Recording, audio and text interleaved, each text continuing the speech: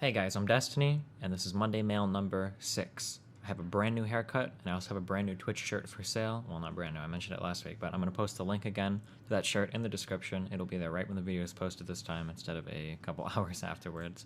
I'm going to go ahead and jump right into the questions. First question this week comes from Fragscope. This will seem like a meme, but this question is 100% serious. I literally sit at home all day and play video games / watch streams, and I'm willing to bet a large majority of your viewers do as well.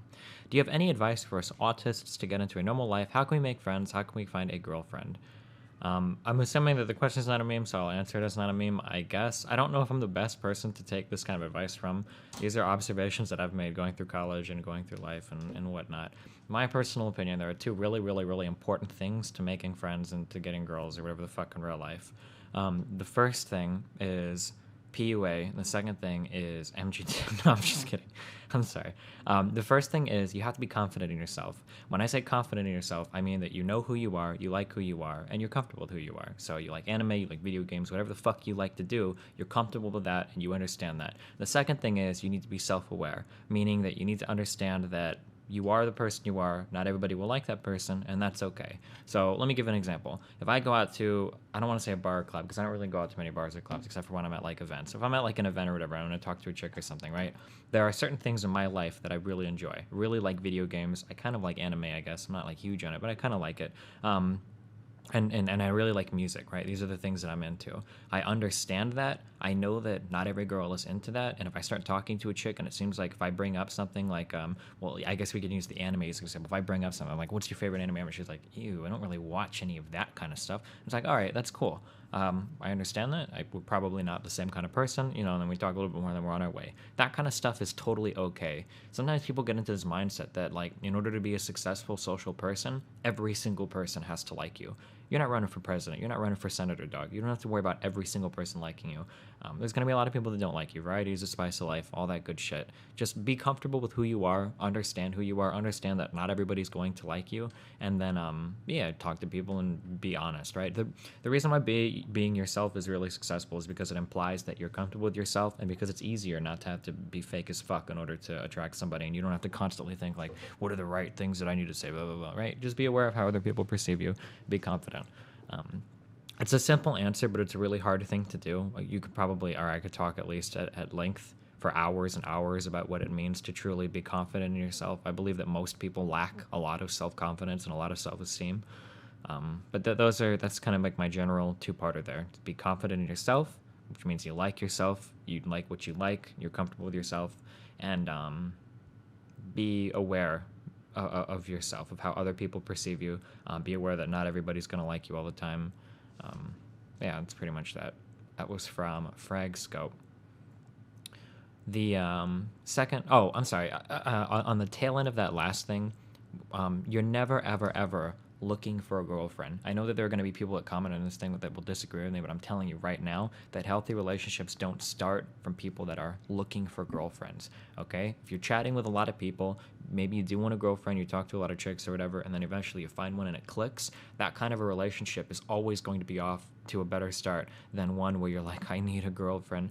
Oh God, hey, what's up? Blah blah blah blah blah. Oh cool, you're dating anyone? Like you're talking to like 15 girls and you desperately need a girlfriend because if you're alone and it makes you sad and miserable. If you're not happy being alone, you're not going to be healthy in a relationship. You have to be a happy, confident person on your own before you jump into a relationship. Otherwise, it's going to turn into this cling fest, one-sided, super needy bullshit, and all of your friends know that you're fucking needy, and the girl's going to know you're needy, and after a month or two, she's not going to want to talk to you anymore, and you're not going to understand what happened because during the first month when she was fucking blazed out on honeymooning, she's going to realize like, oh, this guy needs me to text him and talk to him like 24/7. This is really fucking weird. Don't do that to yourself. Don't do that to another person. And don't do it to your friends and her friends, and everybody's going to have to listen to your fucking stupid ass bullshit when you're trying to figure out why she's not responding to your 57th text in a row that she hasn't answered, from that one night, okay? All right.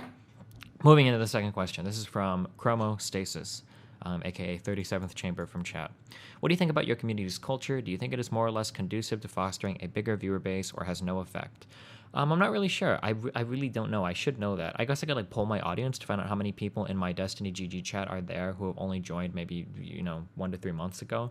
I'd like to think that jumping into a chat like that has more civil conversation is conducive to getting people to stick around, rather than if you look at other equivalent size streamers Twitch chats, you see like the constant fucking face spam and everything. Like, you have to admit that those chats are never growing a culture, right? Or they're never getting people to stick around, right? How many people go to KCTron's chat because they want to have good conversation? How many people go to Rekvol's chat? How many people go to Soda Popum's chat because they want to talk about, fucking Trump or global warming or whatever other fucking random ass, what has the best credit card sign-up bonuses, whatever other shit people in my chat talk about.